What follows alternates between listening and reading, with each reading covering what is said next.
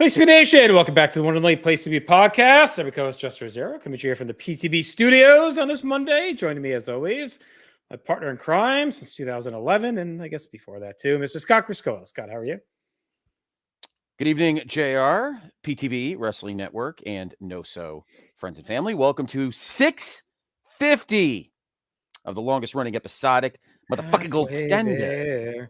Yeah, halfway to 7 bills. Crazy, 650. It sneaks right up on you. It does, right? Yeah. It does. A year from now, we'll be like, oh, we're almost to 700. It'll go from 650 to fucking 694. So 2 years. Anyway, probably 2 years. Yeah. JR, how are you? We're heading into the summer. You know what that means? Summer. Fun and games. A little St. Mary action coming soon. Be here before you know it. Be sending out that invite soon because the shit fills up. I usually send it, I think, early May. I got berated by Sean Kidd at WrestleMania, so he'll he might be making an appearance, and maybe our guest tonight, of course, is welcome as well. It's open. I told Sean, I'm like, it's open invite. He's like, open invite. I'm like, open invite. You can come, just ask. I'm not going to ask you to fly up and spend your money to come up here, but if you want to come, just let me know. You're welcome. Anyways, totally. Anyway, our guest here tonight, you hear him everywhere across all of our podcast networks. And of course, he's your good friend of mine, Mr. Scott Shifflett. Scott, how are you?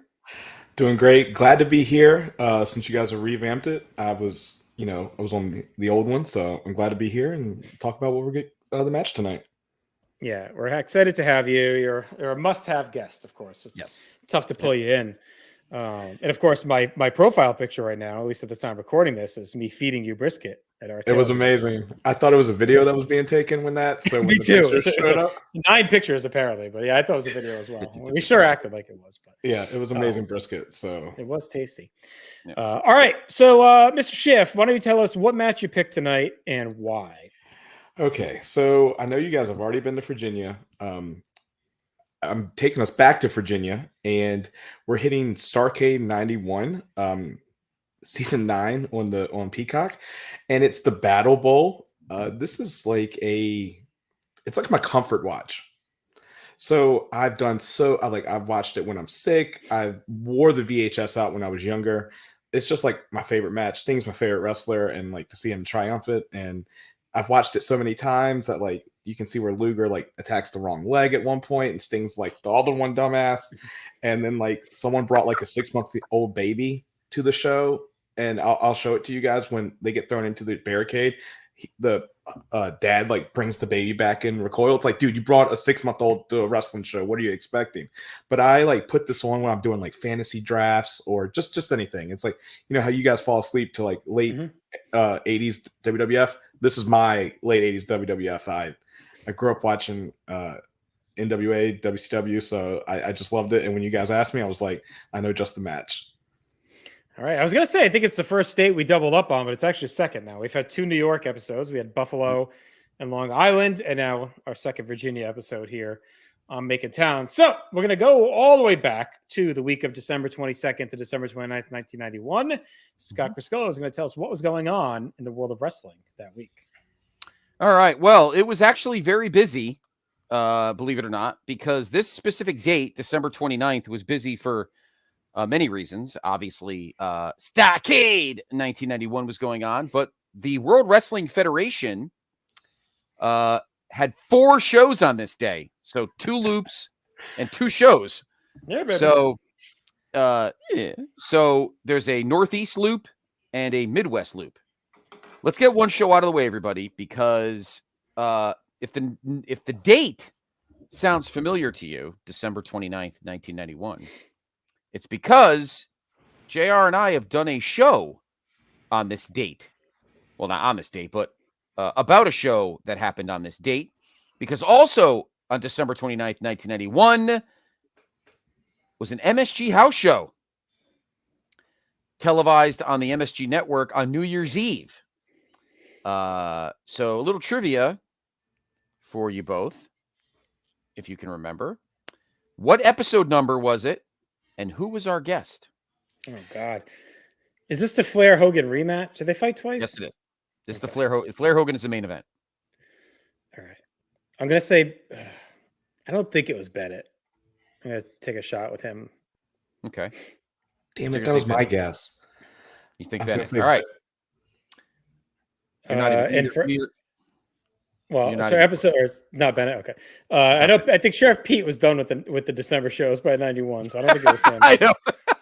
Poor bastard got every piece. I know we had Kelly on.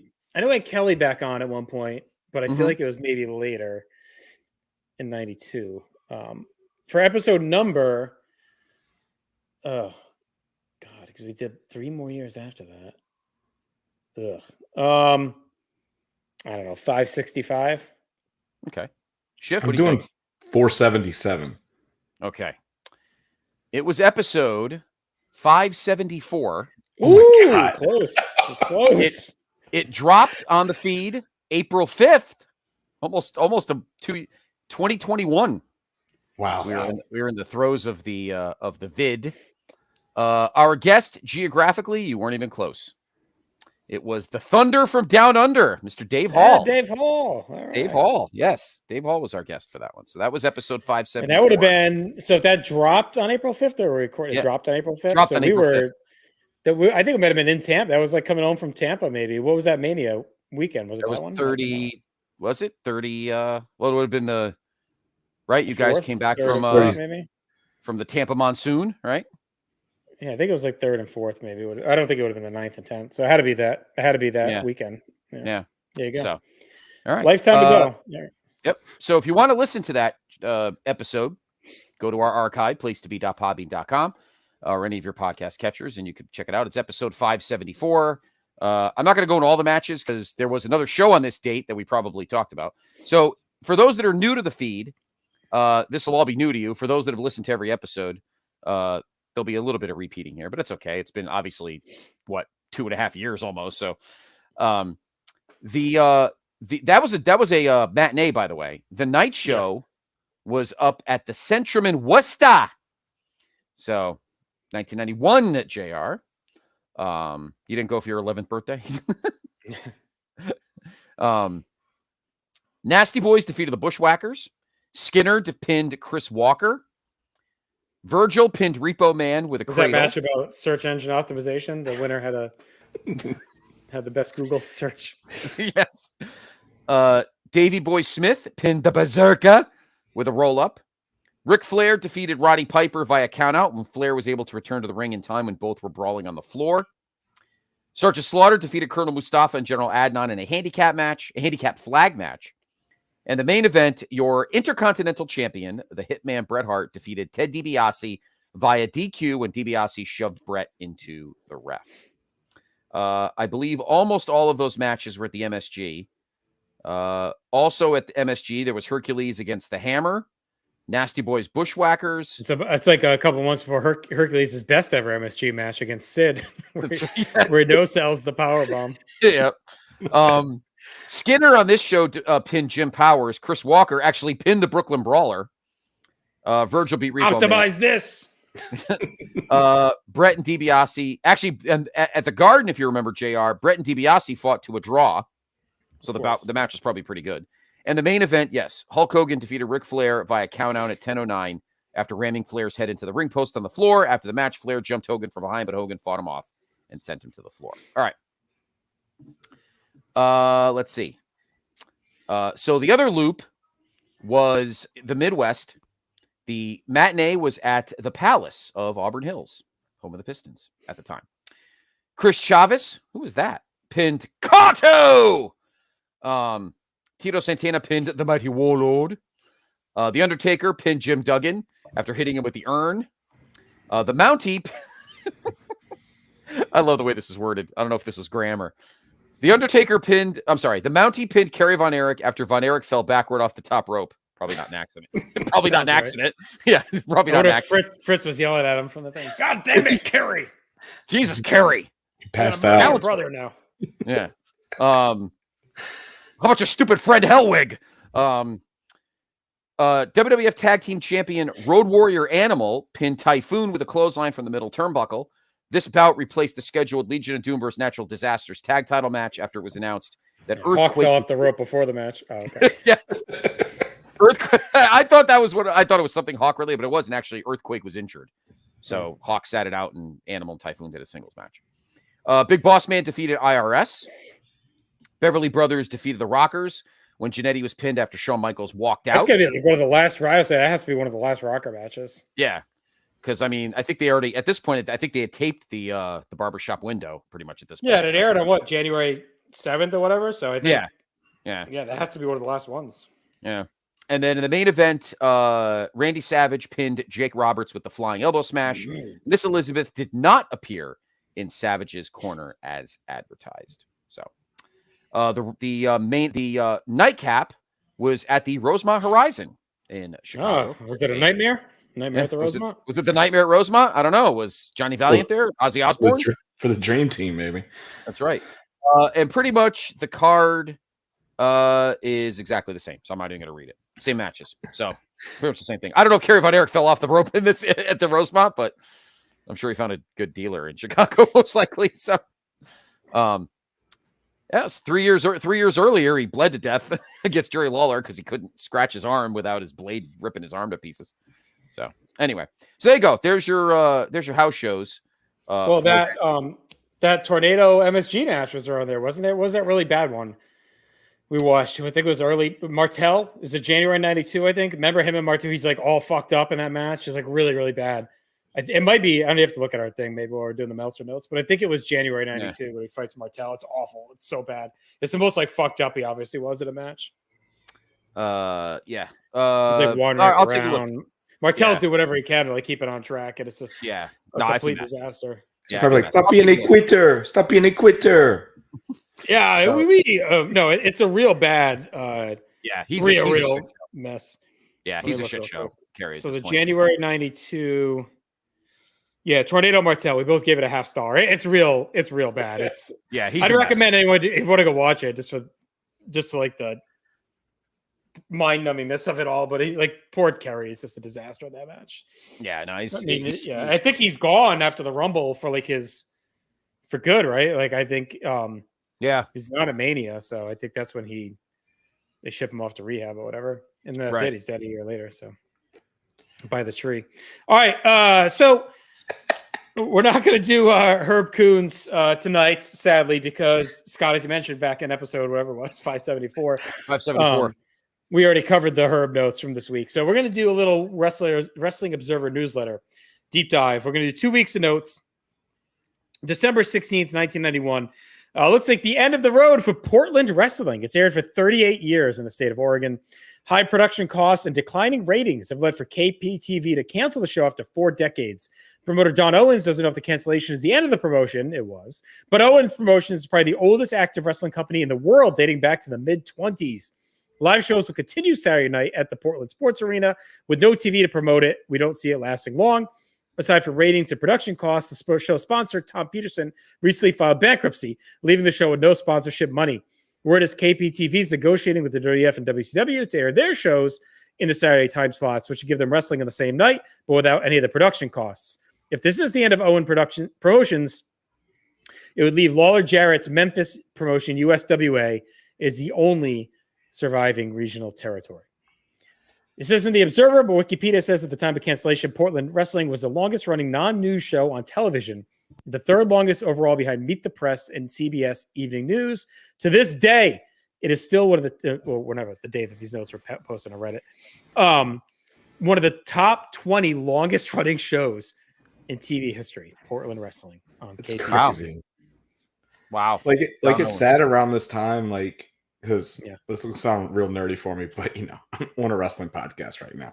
So when I eat lunch at work, I work at my desk, I'll read old Observers and just hearing JT talking about the demise of Portland, and then I'm in 93 right now and talking about them being obsessed with the Texas territories and Dallas, was some big thing, and it was 2 promotions, and it's dude, you're fighting uphill. It's dead. It's a real transition from the territories to the indies. So that's what it becomes. The territories were more legit, right? Because they're either tied to the NWA or they're getting guys in and out, and it becomes a transition to more of that indie style where you kind of have your guys and it's regional, but it's not I don't know. I don't know the distinction, but it's kind of what that becomes, right? Because the Texas portion is global, pretty much, right? USWA Texas or whatever is still lingering on and limping on, and Smoky Mountain crops up in 93.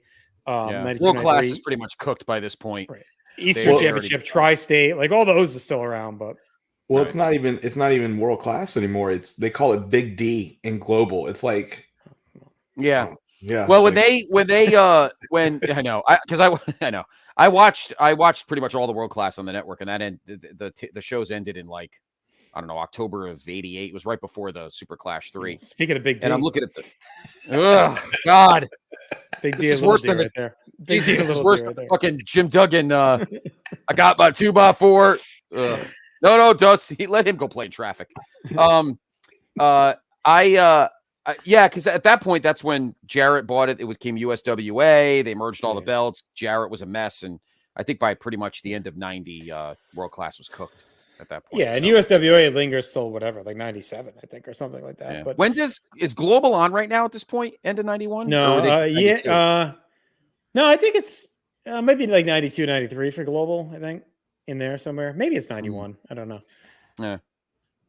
Yeah, I think it is 91 because when I'm reading in 93, they are like putting on like just repeat episodes. Yeah, 93 is when they cut that shit out. So yeah, but it's like Iceman King Parsons is there, Gentleman Chris Adams. It's just like the 80s world class. So yeah, I mean, if you were reading like PWI and that stuff at that time too, they still had all the like results and champions from like all those little indie promotions and shit that were floating around. But yeah, it was a tough time. I mean, once the AWA fell, everything else kind of dominoed after that, like in 1990 or whatever.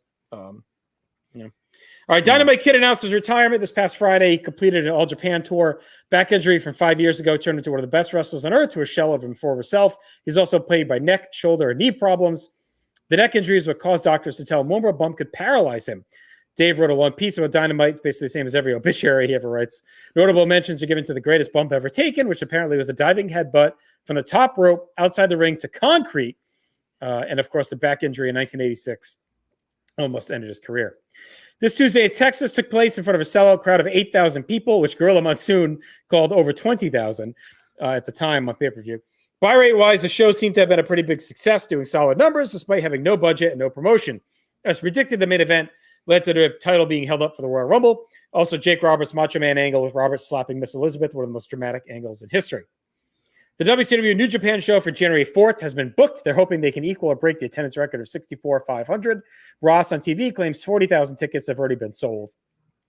Apparently, there's a story going around that Mike Tyson has challenged Hulk Hogan to a match. There's been no negotiations or anything like that to happen, but a pay-per-view potential with that would be huge. Superstar Billy Graham finally broke his long silence in a 3-hour interview with Inside Edition. Clips are set to air in a segment on the show in early January. There's a big newspaper story about steroid use in the NFL, which isn't directly wrestling related, but shows that steroids are still a major story in the media, and wrestling can't hide forever. In Japan, SWS officials have arranged a meeting during the All Japan tournament and tried to get 5 of All Japan top stars to jump to WWF and work for SWS as well. 3 of them declined, and 2 others were interested. And announcements could come this week. Reporters in Japan are pissed because after Hogan won the title from the Undertaker Tuesday in Texas, SWS informed the media that Hogan would be defending the title against Tenryu in the Japan show. Of course, the next night on WWF TV, the title was vacated, so Hogan will not be champion when he goes to Japan. This feels like SWS spread the story just to sell tickets, despite knowing that Hogan would be stripped. And more Japan news, at an FMW show, the Sheik threw a fireball, which legitimately caused a decent-sized fire in the ring and caused panic until someone got a fire extinguisher and put it out. Just wait another 6 months. On the debut taping of Smoky Mountain, debut of Smoky Mountain. Jim Cornette cut a promo going off on WCW WWF cartoon wrestling and steroids. That's more things change. WCW is showing interest in the Patriot. He may be out of Global soon, and of course he would be. The ever delightful Herb Abrams has sent a threatening letter to the father of a 15-year-old kid who criticized him in a homemade newsletter. He's claiming to have both Jimmy Snuka and Hercules signed to 1-year contracts. So what a coup. Given that both guys are actively wrestling in the WWF, take that as you will. Ultimate Warrior's wife, Shari, is featured in this month's Playboy Lingerie magazine. It's Warrior's first wife. They got divorced in early 1991, so they weren't even married at the time of the magazine. The latest TV taping, Shawn Michaels has turned on Marty Jannetty, who then jumped through the barbershop window in an act of cowardism. Also, Brian Lee, Kevin Von Erich, Chris Adams, the Harris brothers, and Charles Wright got tryouts. Wright is going to be hired and turned into a voodoo man. Brian Lee does not. I don't think he gets hired in this batch. Chris Adams never goes there. And the Harrises don't either, right? I think the first time they show up is 95 as the Blues. As the Blue Brothers. Yeah. I mean, they go to ECW. Brian Lee eventually goes to ECW. I think he must just go back to Memphis or whatever. But yeah, he goes back to Smoky Mountain. Yeah. Yeah, he's there till the end. Sid Justice is expected to return at the Royal Rumble. WF got into some trouble in Vancouver when the Bushwhackers led the crowd in a chant of, it's a 6-letter word beginning with F, at the Beverly Brothers, which upset people. The city of Vancouver is demanding the WF make a public apology. Oh, you. Harley Race is staying with WCW, but he'll no longer be with Lex Luger. He'll be managing Vader and Mr. Hughes. Jim Ross has acknowledged impossible wrestlers coming to WCW, saying the Ultimate Warrior is a long shot, but Terry Gordy, Steve Williams, and Scott Norton, as well as Great Muta, should be in early 1992. In Florida, due to the possible regulation being considered, WWF and WCW are posting signs outside the venue alerting fans of possible match changes and no-shows. And finally, there's a charity issue going on with Starrcade, the Starlight Foundation. 8 cents per pay-per-view buy, or 16 cents, depending on who you believe, could lead to $12,000 to $24,000 for the charity. And in exchange, WCW is hoping for a major celebrity like John Candy to be at Starrcade. Whereas the charity will send a minor celebrity instead. I don't think they did, but I thought it was going to the Scott Shifflett Zaxby's fund. There you go. All right, there's a lot there. What do you guys? Any big takeaways? I think Scott Norton was rumored to be in WCW like 15 times. This Tuesday in Texas is special to me because that was the first podcast I ever listened to of you guys, because I was like, I've never heard of like anyone explain why the hell it happened. And I was like, throw it on this guy, on this. So that's what got me hooked. But other than that, like WCW doing the Starlight stuff, they did that with like a couple of other pay-per-views, but they would up the price by $5 so they would make the money back. Of Of course they did. Yeah. Yeah. What a shock. Yeah, I mean, pretty much. I've never heard that Bushwhacker story. I've never heard that. That's something. That's something. Kicking it old sheep herder style, huh? Woo! Fucking Rip Morgan. Vancouver fans didn't know what was headed their way. It's ridiculous. All right, let's get one more notes here from Dave from December 23rd. Last issue of the year. It's a slow news week with the holidays. The WF SWS show took place this past week. Attendance was around 40,000. They announced it as 61.5. As expected, Hogan defeated Tenryu in the main event, despite booking that made no sense and actively hurt both Tenryu and SWS. The media has been led to believe that Tenryu would win in order to make up for the morning deadlines. They already wrote up their stories, but Hogan won, causing mass panic in the press room as everyone had to change the stories. Mass panic. Brother! The Starrcade leads the lottery sounds ridiculous to Dave and predicts it won't do well. Sorry, Scott. A new promotion called the AWF, American Wrestling Federation, has debuted this weekend. A promoter named Gordon Scazzari is starting it. He apparently inherited a bunch of money and is funding his own indie promotion. Of course, there were several no-shows, including Eddie Gilbert, who was supposed to be booking the show, and the taping was a mess. Out of curiosity, it looks like Scazzari is actually like 20 years old trying to start this promotion. He blew his 6-figure inheritance to bring in as many names as he could. Apparently, most people took advantage of him, as you might expect a business of car needs to do. And of course, the promotion does not last. Scazzari passed away at the age of 40 in 2011. Poor guy. 6-figure inheritance gone on fucking God knows who. On Eddie Gilbert. Like, what are we doing? Eddie Gilbert's Coke. Yeah. They must have, all these wrestlers must have just been chomping at the bit to be part of this fucking disaster. WCW spent the last week touring the UK, but the shows didn't do well because a few weeks ago, their TV show got canceled there, so they cannot promote it. WCW had to move the location of Super Brawl from the original venue, the Trump Taj Mahal in Atlantic City. The reason is Trump himself insisted on booking the building the day before for a one-on-one basketball game between Kareem Abdul-Jabbar and Julius Erving. It's going to be great. It's going to be a great basketball game, which wouldn't give WCW enough time to prepare the venue for the next night. And they ended up moving to what? Is Milwaukee for Super Brawl 92? It's Milwaukee. Yeah, had Super Magic Milwaukee. On leap year day. Had Magic. Did he come out with age yet? Yeah. That's okay. Magic? Yeah. Magic is late. That was in November. It was 2 months before. Okay. Yeah. But he would come back. When he was Lewis Cinder. Great player. He would get to play. I told him he changed that name. It was too many lose. Not unique enough. He would end up playing in the All-Star game. That was an awesome All-Star game where he hit all the threes and everything. Yeah. Bruce Pritchard, who's formerly Brother Love, will be doing commentary for Global. That I remember because I remember putting it on ESPN as a kid and being like, it sounded like Roddy Piper, and I'm like, oh, is Piper like a Global? Like it sounded. It was basically doing like his Piper Brother Love impression, like he did at WrestleMania 5. If you listen to those shows, it sounded just like it. Yeah. Which I think he probably did on purpose to try and trick people like me. The Inside Edition piece featuring superstar Billy Graham will air on January 3rd. Features interviews with Bruno Sammartino and David Schultz. Not sure what aspect of the steroid story will be focused on, but there's a good chance it'll be a teardown of Hulk Hogan. Some guy named Mike Tenay has a weekly wrestling show airing in Las Vegas in Southern California. Jimmy Snooker is no longer with the WWF, so Herb Abrams may have not been lying last week when he said he signed him to a contract. The word is he asked for release and was granted.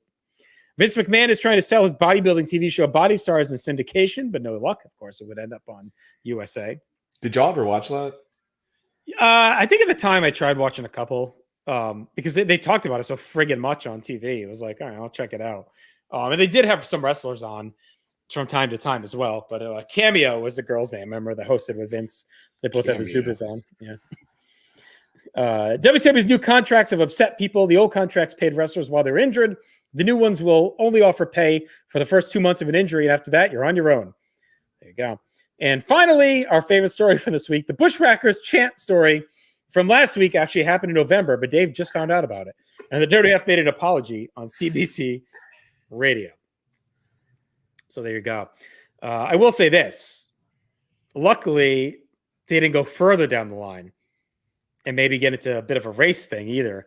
Like if they were fighting anyone different, they could have really played off maybe the theme of our number one song in the nation this week, Black or White, by Michael Jackson, and that could have really been a fiasco. But they didn't double down, thankfully. But that does bring us to Scott Criscolo's vintage Pop Culture Corner. Indeed. That would not have ended well. Hey, oh, God. So we'll begin, of course, with the Billboard Top 10 for the week ending that Saturday, the 28th. And as JR mentioned, Michael Jackson's Black or White is number 1. Number 2, Boys to Men, So Hard to Say Goodbye to Yesterday. Great song. Number 3, All for Love by Color Me Bad. Number 4, Little PM Dawn, Set Adrift on Memory Bliss. When a Man Loves a Woman by Michael Bolton at 5. Can't Let Go, great song by Mariah Carey at 6. Another good one, Blowing Kisses in the Wind by Paula Abdul at 7. Pretty good top 10 here. Finally, it's happened to me. CC Peniston. CC Peniston.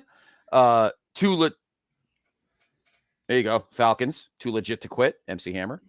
A lot of good at them. Yeah, a lot of good fit in the playoffs, right, Schiff? In that fucking RFK slop.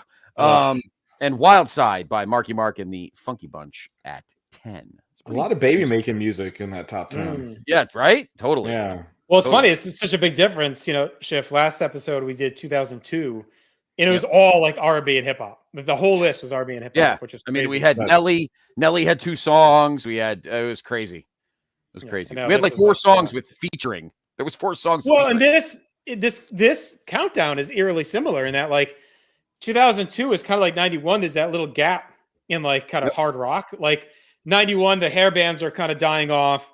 The metal stuff is dying off. And we're like a year out from grunge. I mean, Nirvana is starting up. And of course, you know, Enter Sandman's 91. But like there's not a lot of popular heavy rock music. Right. Similar 02, where we're in the transition, like we talked about, from alternative ska and like whatever else. And then pre-butt rock, right? Where like Nickelback, et cetera, takes over the world in 02, 03. So it's kind of a similar little 10-year stretch of like 91 to that 01, 02, where it's a lot of like pop and kind of R&B heavy stuff. All right. Well, I'm trying to think. I'm trying to think if Nevermind, because you had Nevermind, you had 10, Bad Motor Finger by Soundgarden. I think Dirt, Alice in Chains Dirt, I think came out the following year. I actually saw a few weeks before this show, before Starrcade, I saw Guns N' Roses and Soundgarden at the Garden, and I had no idea what Soundgarden was. And GNR was great as usual, but Soundgarden was pretty good, and I'd never even heard of them. at that moment. Yeah, and obviously there was some stuff going on, but as far as like a major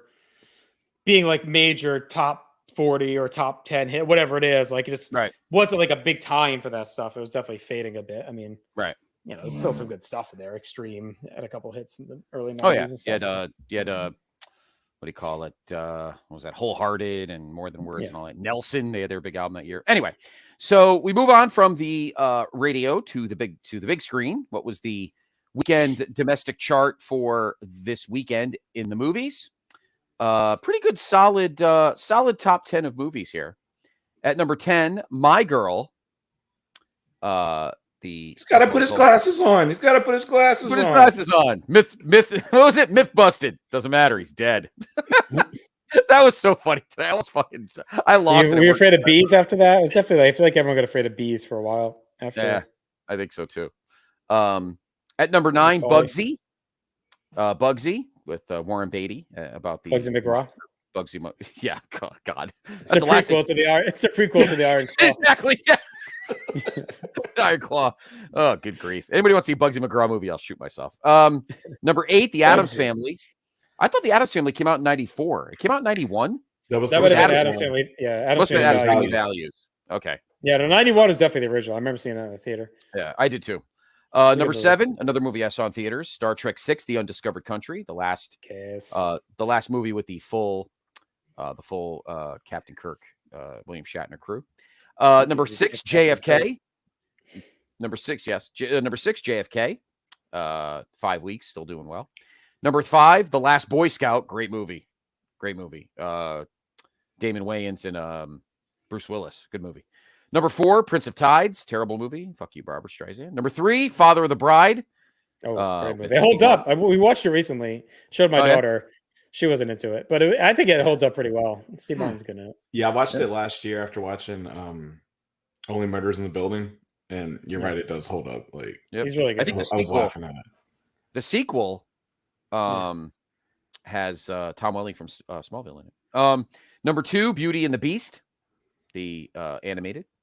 Juggernaut. Because 91 was kind of, maybe this is the reboot. Yeah, this is where the big renaissance. I think 89 is Little Mermaid. I think it kind of starts there, and then you get Beauty and the Beast, you get Aladdin, Pocahontas, like they all start to Lion King. Mulan. Yep. Speaking of Beauty and the Beast, Moulin Rouge. Speaking of Beauty and the Beast, can we put that picture of Grooney and JT up again? Yes, thank you. Oh, I'm assuming I'm Beauty, but yes, of course.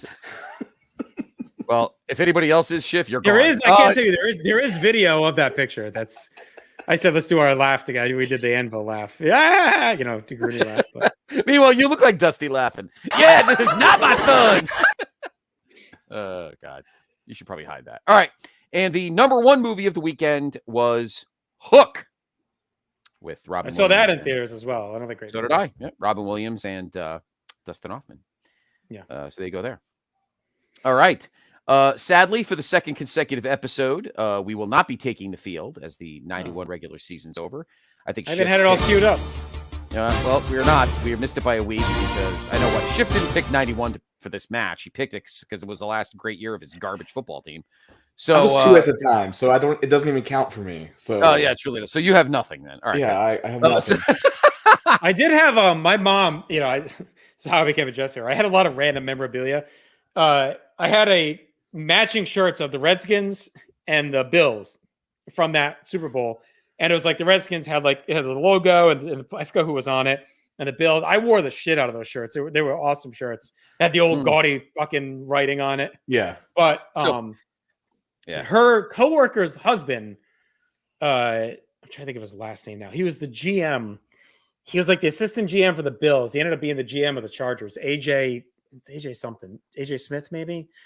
So he used to go to the Super Bowl. So he would always bring me home like some kind of memorabilia. So I have all this random like Super Bowl programs or shirts or like cards and stuff. Like he'd always bring me home something during those years that the Bills going. And then he went to the Chargers and they ended up going in 95 or whatever. So yeah, I had like all kinds of random Super Bowl shit. No, he never won. Never won one. He couldn't come back a winner. I want to say it was AJ Smith. I forget his last name now. I don't know. I'd have to look it up. Did you tell? How come you don't want his stuff? Because he's a loser. So anyway, this was wild card weekend. So a lot of low scoring games. Chiefs beat the Raiders 10-6. Falcons beat the Saints 27-20. I remember that game because the Saints won 12 games that year. I got upset. Bennett was here. He could tell us all about it. Yeah, well, tell him John Johnson had 2 touchdowns. Too legit to quit. Cowboys beat the Bears 17-13. And yes, the Jets, Jets lose 17-10 in Houston to the Oilers.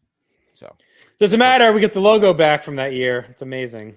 It is so nice. Good to see the Jets. I feel like they had to have Rodgers get hurt and suffer last year because they couldn't have anything good done in those shit uniforms. Now they get the real ones. I'm so excited. It's time. Maybe he'll last a whole quarter this time. No, maybe. Maybe your team won't go winless. What? Anyway, best team in the division. Yeah. So, all right, let's see what's going on in the NBA on this December 29th. There was only 3 games. Bucks beat the Rockets 110-100. Spurs beat the Magic 96-87. And the Trailblazers, speaking of Portland, they celebrated losing their promotion or whatever by blowing out the Heat 129-96. So at this point in the season, Knicks are leading at 18-8. The defending champion Bulls are 23-4. The Jazz lead the Midwest at 19-12. And the Warriors lead the Pacific at 18-8. Schiff. What great Nintendo game came out the following this NBA season? Basketball game. Was it NBA Jam? No, that's 93. Is it? It's not Bulls versus Trailblazers finals, is it? Yeah, it is. I actually had that. It was an awesome game. Because 91 was Double Dribble had been out before that, and then 92 is the first like NBA. I think it would become NBA Live or whatever, but it's NBA. It's Bulls versus Blazers in the NBA playoffs and I think only the playoff teams were in the game. And then 93 is NBA Showdown, which is like my favorite freaking basketball game of all time. When you talk about doing full seasons as a 12-year-old, that game, I played it endlessly that game. Full on whole ass seasons. And I tried to play it like, I don't know, 10 years ago or something. I like booted up. I found my Nintendo and played it. It is so goddamn slow. And I think it might have actually been Super Nintendo. That game, I think, was Super Nintendo. It was so slow. So I'm like, oh my God. At the time, it was like amazing, but like, it's like so plodding. It's like Scott on the fucking basketball court. Moseying down the court. Yeah. I mean, what am I, Rick Barry? I try to fire up Rakowski. NCAA football 13 in like the loading times. I was like, how did I sit through this like before? And I just turned it off on my PS3. I know my son's been, because he's all into 2K24, but I had my old ones on the PS5 that I had downloaded like over the last few years. So he started playing 2K20 the other day. And to him, it's like, wow, this is like, historical. I'm like, I should break out the Nintendo. We'll play some NBA Showdown 93, buddy. We'll see. It'll shock your world. With a controller that's like, 10 grams or something, not even a pound. Actually, what was an awesome game? I think one of the best basketball games ever was the Dreamcast. NBA, I don't know if it was NBA Live or NBA. It was like NBA 2000 or whatever. Yeah, it was NBA 2K with Iverson on the front. Oh my God, we played the shit out of that. One of my friends in college had the Dreamcast, and we just played it endlessly. That game was awesome. One of the best basketball games ever. It's such an underrated gaming system. Yeah, it flamed out. Like I had one of those, and I played the shit out of Crazy Taxi. I had NFL 2K on it, and I was just like dominating fools with it. And it had like the weird controller, which everyone go look up what the controller looked like, where the memory card you would stick in the middle of the controller. Yeah. And like it would light up and everything. It was so ahead of its time. The graphics were great. It was awesome. Sega just flamed out. Like they literally stopped after a year making it. Like I know, it sucks. It was great. That game was awesome. Yeah, I agree. A lot of good NBA games in the early 90s. Bulls Celtics, I think I had. There was Celtics Lakers. It was a bunch of stuff. And then what was it, NBA? And so the NBA Jam in the arcade, was that there in 91? 93. That was like 92, 93. Okay. Well, they did two. I think they did 2 versions. Wasn't there like the original, and then they did like did they do another one like the next year? They had like more teams and stuff, I think. Yeah. I think they did one. I know they did one in 92 because I was always, because the Lakers sucked. So I always played Portland because I liked Drexler. And then I think they updated one, and that's when Charles went on the Suns. And then I was always the Suns because that team was fucking awesome. Yeah. So it came out in 93. Oh, and then they did tournament mode in 94. That's what it was. Tournament edition. Oh, right. And that's where it kind of, that was like the one that you play still today when you go to like, friggin' Top Golf or whatever. Chuck E. The old Cheese. games. Well, they have like all the old games. Yeah. Or I think if you buy the desktop one or whatever, like Andy has, I think those are like the tournament edition. That's like kind of the infamous one, I think. But I was always the Hornets. I mean, LJ and Zoe was like awesome. Bobby Phils. Yep. All right. In the NHL, which those games wouldn't be good until like 94 when you could fight and beat the shit out of each other. Guys had brains oozing out of their head after you fight. You didn't like ice hockey? Ice hockey. I did like Blades of Steel. Blades of Steel was great. Blades of Steel was good. Ice hockey was pretty good. I used to play that a lot too, where you had the different countries. Yes, it was like the Olympics. Yeah, and you had to pick either skinny guy, middle guy, or fat guy was pretty much your options. You picked who you wanted at every position. You put the fat guy in goal. Yeah, you had a guy like Typhoon playing winger. Yeah, well, the fat guy couldn't move, and then the skinny guy was fast, but he could knock down. Yeah, pretty funny. I actually downloaded that on like Switch. You could do like the old NES games or whatever. And I remember playing that too a couple years ago. And like, actually, that held up all right. Ice hockey. I played it quite a bit. I loved Double Dribble. I loved Blades of Steel. I loved Jack Nicklaus Golf. All those 8-bit Nintendos were just so fucking good. Computer games are great too. Like I had NBA Live 95 and NHL Live 95 on my computer, and those games are awesome. Like those I played a lot too. Yeah, after my Nintendo, I ended up getting I had a Sega Genesis, and there was a couple NBA games that were good. That was the first Bill Walsh college football, and you got to bring back the video game podcast now, Chef. See, I know. I gotta retool it because it was. Yeah. I don't know how y'all speak so much when I was like drinking water at the end. I was like messing with the person. Just talk for like 13 seconds. But no, it's it's great. Like the video game stuff, like it brings everyone together. Like I like this summer, the new college football comes out, and Dude, I am so pumped. I think it's July 24th. I am so pumped. Yeah. And they have like the whole reveal thing the day after my birthday in May. I'm like I'm setting off like 2 hours at work. No one bother me so I can watch this. I'm so excited. I was playing. I finally had to ditch my 360, but I was playing 2014 with Denard Robinson of Michigan on the front. Like, literally my 360 just shit the bed, and then I had to finally chuck it. But that was the GOAT one. And, so good. It's good, but like the NBA games have always been fun. I mean, I used to be a live fan, but then like 2K took over, and then 2K became like basically like an RPG now, where it's like you got to like go to the gym, go to the cafeteria. It's like they love. I mean, like I said, my son does it. He's obsessed with the My Career thing. Like that's all he does. Like he does some seasons too, but like that's all. It's all go do that commercial.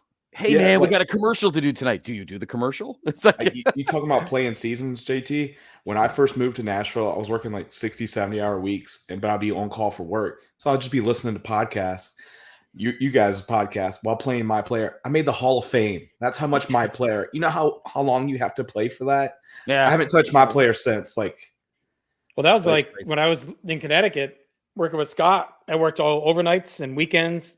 I had so much free time during the day. I was no one else to hang out with. So that was all I did was play Madden. I used to go through seasons and seasons of Madden, 7, 8, 9 years deep. But what was cool is during that time, you could upload the college team into Madden. Yes. Yeah. And I remember uploading, I didn't think I had the college game. I think I got the memory card from someone that had it. And I uploaded like Frank Gore from Miami into the game before he was on the Niners. And he was like unbelievable off of that upload. But yeah.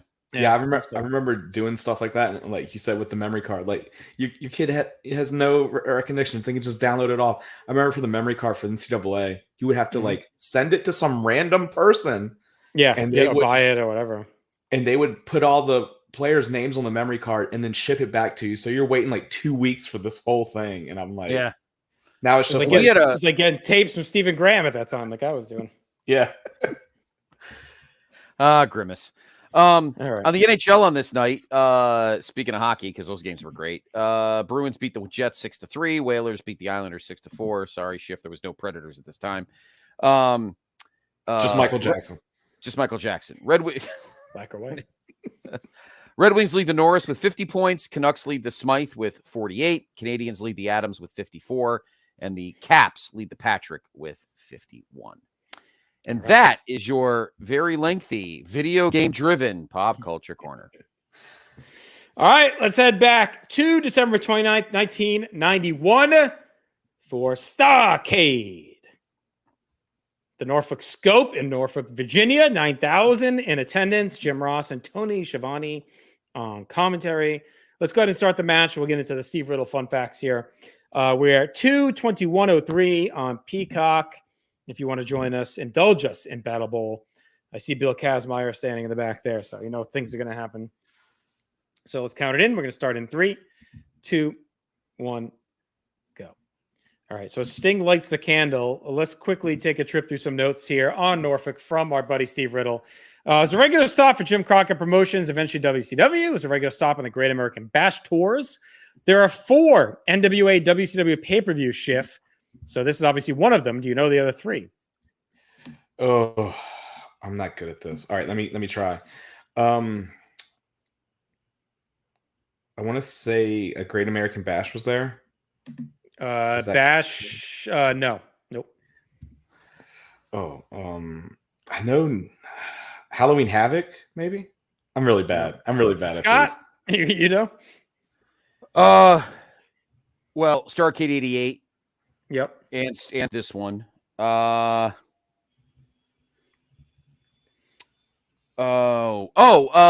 Didn't they do? They did 2 World War IIIs. 96. Yeah, the first two, 95 and 96. 95, 96. I knew 96 was one. The one that was that Scott Hall won that one, I think. And then I thought it was 96, 97. It was 95, 96. And then Hall wins like 97, doesn't he? Yeah, because he faces Sting and Uncensored. It's Sting and then Giant. Yeah, Giant wins the second one. Right. Savage won in 95, right? Yeah, Savage and then Giant. He won the title, yeah. Yeah. And then Clash 23 was there. That's it. That's all of them. Yeah. I guess you're right, Schiff. There is. Yeah, go ahead. Well, I was going to say the big DX tank took place. Yeah, that was the Norfolk Scope. Yep, the DX tank. There is one WWE pay-per-view. You were close there, Show. It is Great American Bash 2004, where The Undertaker kills Paul Bearer is in Norfolk. It's the only one ever there. Where, that's the bull rope, right? Where JBL wins. Yeah. JBL beats Eddie. When Eddie bleeds like a pig, that's the month before. That's Judgment Day, I think. Yes. Yeah, it's in LA. It was the 2012 Tribute to the Troops. One TNA pay-per-view, Destination X 08. Hosted Battle of the Belts 9 for AEW on TV. On 12/14 Pro, the BattleBowl concept was announced and revealed that 40 men would take part, randomly paired into tag matches, the winners of each match in the Battle Royal. And a week later, the 40 participants were announced and revealed that random tag drawings would take place at Starrcade before every match. So there you go. It's kind of crazy seeing Dustin in here because, I mean, this is, when did he come back to? I guess he'd been there all in 91, right? I don't know. This seems... Yeah, he came because when we were doing 7 Months of Danger, he was there in a couple of those matches. Yeah, because he comes back with Dusty in early 91, right? After they leave. Yeah. After the Rumble. Well, hell, growing up, I didn't even know that Dustin had even shown up in WWF until doing all this stuff. Until I thought obviously with Goldust, but I didn't know he was there with that big angle with Ted DiBiase at that Saturday Night's Main Event, where it's just crazy that Vince didn't try to get him to stay because look how big he is. He could have been. I've had. Well, I think once Dusty was going to go, they weren't. I think he was going to go with him. I mean, they weren't. He wasn't going to stay behind probably. So it's one of the trade-offs, I guess, for Dusty because Dusty wanted to go back, and I think they said okay. And if he was going to go back to be the booker, obviously he's going to bring his kid with him. But Todd Champion's quit the ass on him. Good for him. He's jacked up. Yeah, he's got a wagon. That was the U.S. The WCW Special Forces. Yes. Firebreaker Chip and Todd Champion. Yeah, and there was originally going to be Pistol Pez Watley as the mailman, but they got scrapped for some reason. 91 WCW is such a real, kind of a black hole for me. You gotta relive that sometime. Is that Liger? Yeah, Liger is in this match because God, who was the guy? Mike Graham no sells for him during this match, during their tag team match, which I think that's one of the things that made this pay-per-view I love so much as a kid. The randomness of it, of we're drawing. It's such an odd cross section of talent, young and old. Bagwell's in there. The Steamboat's getting destroyed by Vader. Yeah, Vader. Then you got Jimmy Garvin. You got Richard Morton. Young Steve Austin's in there, right? There's such a weird mix of guys for sure. Is that Barry Windham with Bagwell in the corner? He looks terrible. No, that's Thomas Rich. Oh God, he looks fucking It's terrible. the Big Don, Tommy Rich. FBI great. The Big Don. Yeah, I don't think Wyndham is still hurt from the Halloween Havoc attack where they broke his wrist. Oh, right. Yeah, he slammed his hand right in the door. Is that? I think it's something else. No, that is it. Okay, the enforcers. Yeah, the enforcers. Yeah, the Cruncher. Well, that gives him the Cruncher name, right? Yes. Yeah. I thought there was rumors, or this might have happened, but it was during COVID. I can't remember, but I thought there was rumors that AEW was going to do a Battle Bowl, and I don't know if they ever did or not. Like, I would love it. I know that. See, I know you love it. Was it you and I that were talking about it in Philly? It might have been. I remember talking to someone about it recently, and it was like, it's such a cool concept in theory, but I just feel like the execution is like, it was just never there. I know you get nostalgic feels for this one, so it's okay. I'll allow it. And it was always intriguing to me as a kid. Like, I always wanted to rent the shows that had it whenever. And we didn't have a lot of WCW tapes like in the early 90s up here. So every now and then there was like one, I don't know if it was Blockbuster yet or Major Video, whatever it was. There was like one that, or Hollywood, there was one that had, every now and then they'd pop up like Starrcade 91 or BattleBowl 93. And it seemed awesome. It's like the concept is so cool. But I just feel like execution sometimes is so shaky. This one's not bad. BattleBowl 93 I think is one of those boring pay-per-views ever fucking generated. It's got awful, and that's because like their roster was really bad at the time too. Yeah, like, there's no Eric stars Watts and that BattleBowl 96 is Slamboree is freaking terrible too. That's when it's like running out of gas. Like the only person is really DDP, and he hasn't even been made yet. And then they have that stupid thing where like DDP has the ring, and then like him and Chavo and Eddie feud about it all the way till like Fall Brawl in September. It's just dumb. But yeah, this is the only Battle Bowl I like. So like I don't. 92 is okay too. I think. Yeah, I think 92 is all right too. But they it's an odd thing to do at Starrcade. So I think they actually had the right idea of turning it into its own show in 93. It's just to your point, the roster is so dead and like it's so many boring matches that the guys that are in it, it doesn't click. But it's an odd, I don't know why they were so obsessed with doing concepts at Starrcade. Like this is your marquee show. Battle Bowl, they do the fucking scaffold, they do the New Japan. During this time, they had the 89 Ironman tournaments.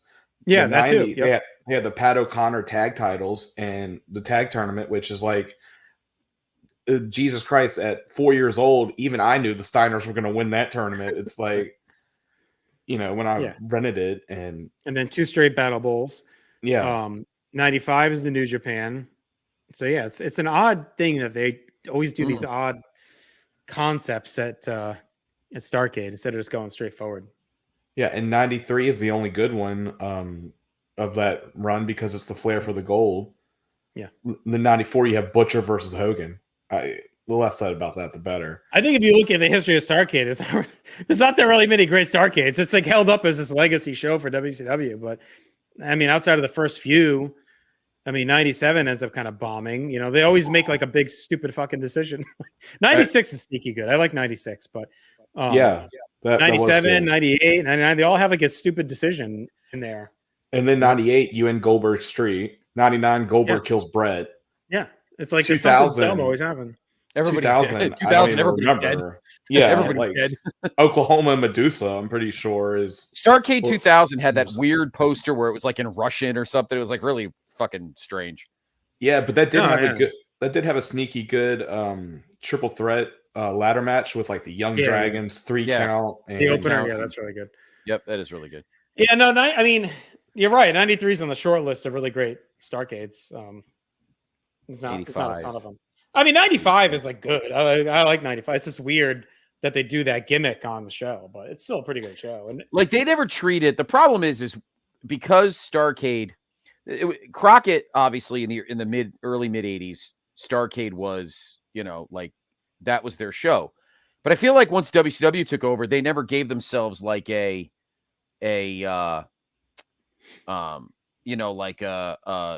show. They didn't treat Starrcade like their WrestleMania. They just treated it like the December show. Like, I remember when I started watching WCW as a kid thinking Super Bowl was a big show because It was next to WrestleMania. So I'm like, oh, this was super, right? Super Bowl, Super Brawl.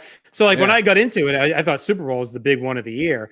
And then when Bischoff takes over, and he's talked about this, like Halloween Havoc and Bash of the Beach become his big two.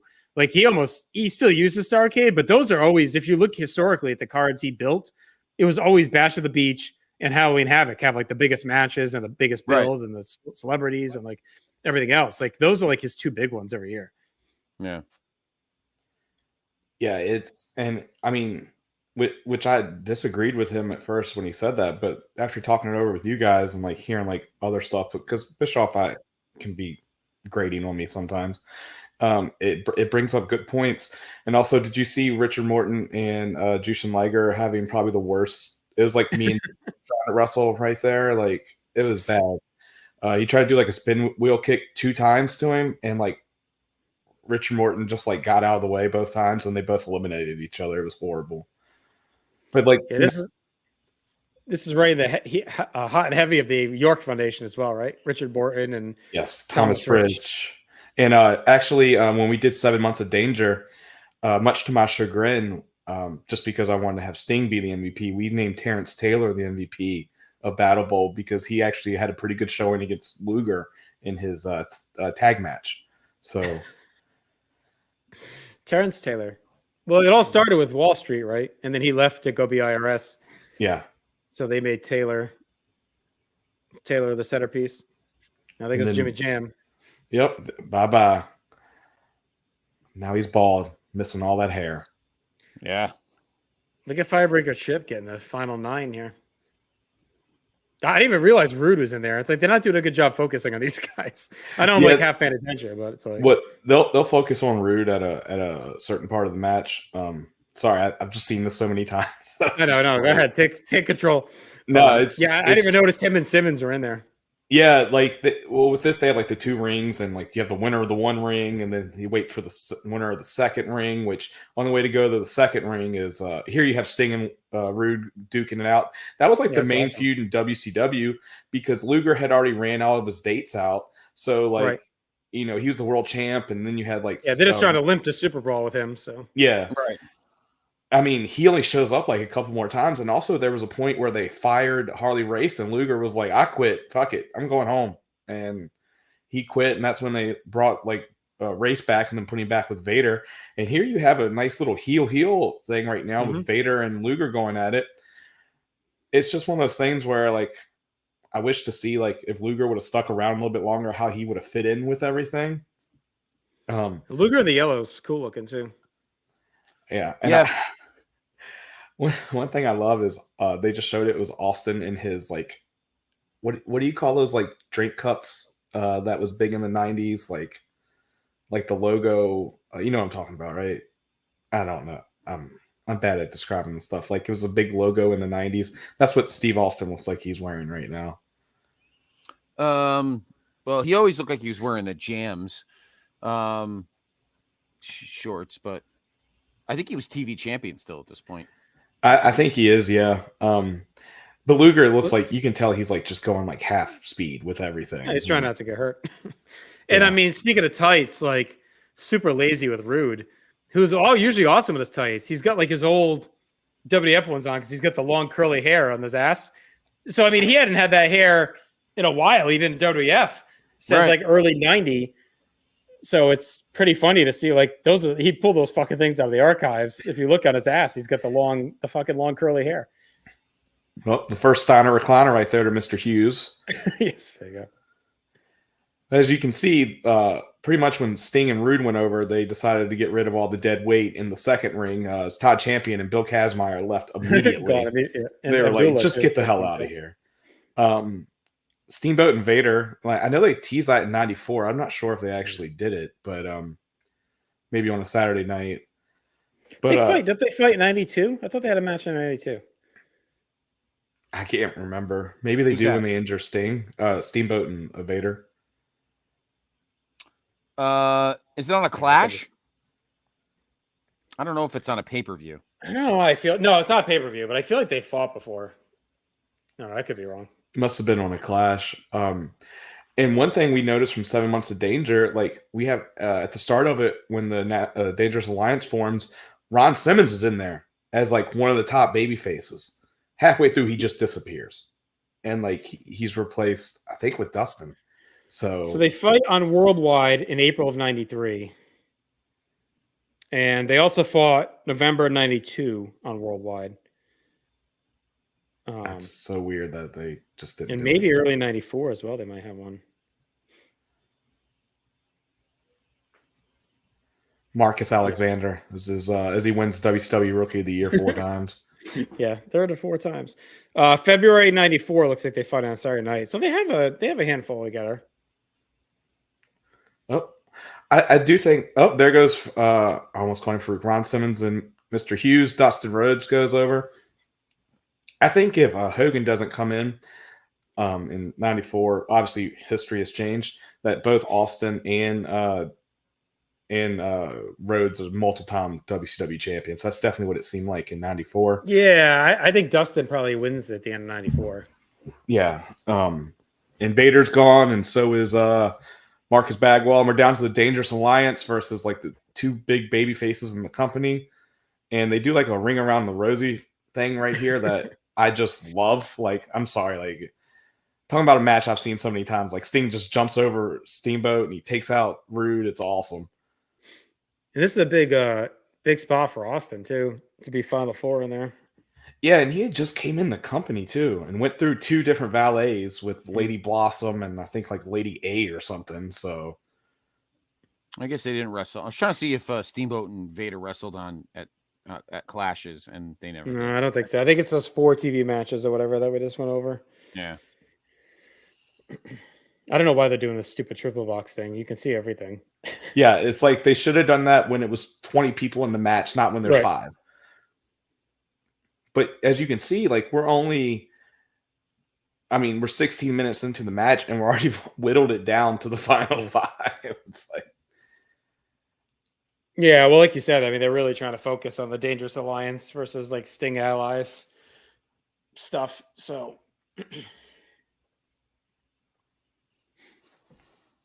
yeah, it's clear they saw Austin as the future, and then that obviously gets away when upper management changes. You see it all the time.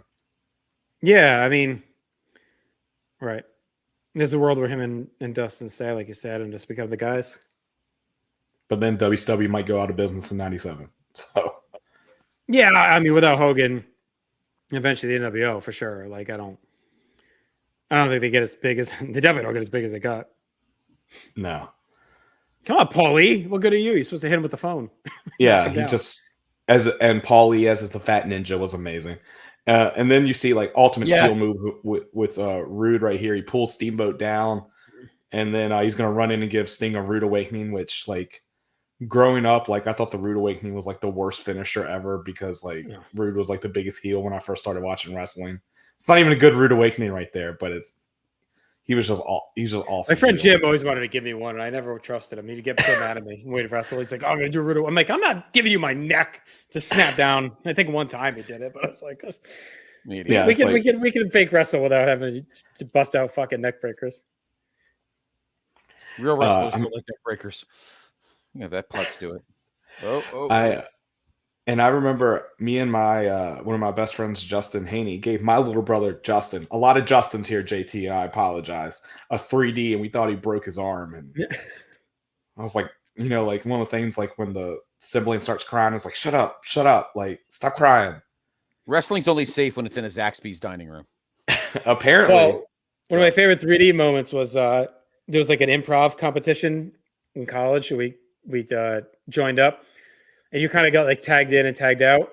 And so when our group was up, we had to do like Barney or something else. And then suddenly it switched to WWE. I don't think they knew we were big fans of WWF at the time, I guess. Without missing a beat, we go 3D. We lifted a little Stevie P up for the 3D. And then they switched it before we could take him down. But like, we didn't even think about it. It was like, whatever. We just went right into it. But I wish we could have taken him down with it. But you're right. There's been so little focus on Luger in this match besides the Vader spot and then this. Yeah, he's about to get a nice period where he's showing like he's a badass. But my God, like you look at Luger right here, and his head looks like a Teenage Mutant Ninja Turtle. He's on so many steroids. It's just like, yeah, he's gonna fit in that Giants lineup we talked about last episode. Scott, fit right in there. Yeah. Oh yeah. It just looks so swollen. But you are right. That yellow is great. Yeah, it's cool. It's something you don't see a lot of. I remember renting Super Bowl II as a kid, and I think it burned me on getting WCW tapes. I didn't do it anymore because they refused to show. They only showed like 5 matches from the show on the tape, and I was so fucking mad. I'm like, because it was like a big deal to go rent the tape, pay for it. You had to go get it, and if it wasn't good or short, I didn't even give a fuck if the show was good. If it was short, I'd get rage-inducing. I'm like, what are we doing? This show only has 5. Looking back, it was like 5 great matches, right? But I was so mad at the time because I'm like, why is this tape like only 2 hours or whatever? It was the same with like, I think I rented one of the Hulkamania tapes or something, or Best of Hulk Hogan, and I didn't realize I only had 3 matches on it, and I was rip shit. I'm like, it was like 40 minutes. I'm like, fuck this.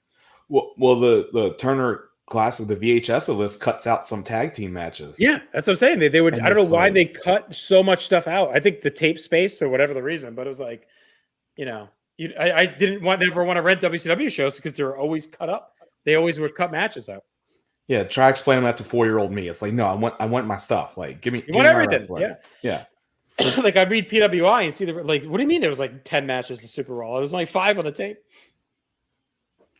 And I will say, like, this is like peak JR right here, because he's like talking about the history of Sting and Luger right now and how they were both seen as the future of WCW and how they were friends and everything, which as like a little kid, like I just ate it up. And like, I remember the first thing like I learned reading was like this article about Sting and the Steiners and how they were supposedly all friends from like some PWI magazine. And I think I kept it till like I ended up like moving multiple houses. So I think it just got lost. Well, and they had the great match of Super Bowl. So yeah. Well, also, this is where I was talking about the baby. You can sort of see the baby right now. You're going to see it a whole lot closer soon. I laugh every time. And like, if I'm watching it and like, I've shown this to my wife like so many times and she's like, what the hell is your problem? Like, why are you obsessed with this? I was like, why did he bring a kid to this pay-per-view? Like, it's 1991. Like, what? It is. Yeah. And like, he brings the baby back. Like, I mean, is there a chance that's not his baby? I mean, it might be Luger's baby. It's so why good. Is Capetta sitting randomly on the phone and I looked at he was on the phone, but like he's such in a random spot. He's just in the middle of the railing. I wonder if he was doing one of those 1-900 things where they were like calling the matches or something. And maybe that he was talking to the back, maybe to relay something because he looked like he was holding the headset.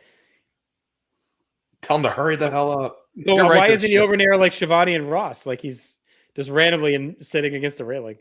You're right, though, Schiff. It just seems like Luger's forehead is so abnormally large. It's ridiculous.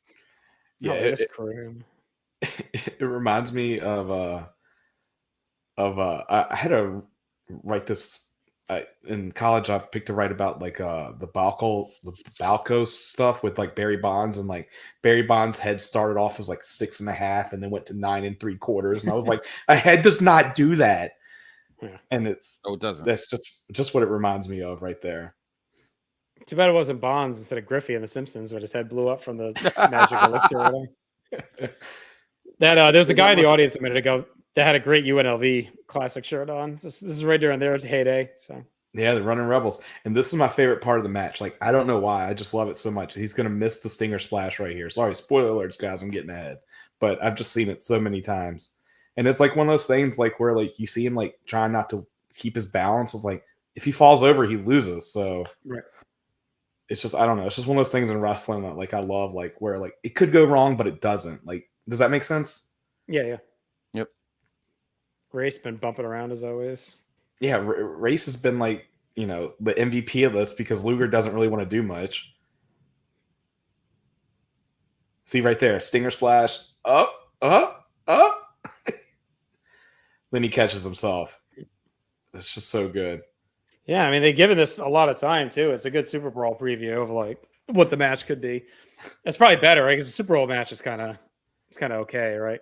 Yeah, somehow Luger is more juice to the gills in that Super Bowl match. Yeah. And like they do the thing where like Sting hugs him at the end and they cut away because like they both knew that was Luger's last match.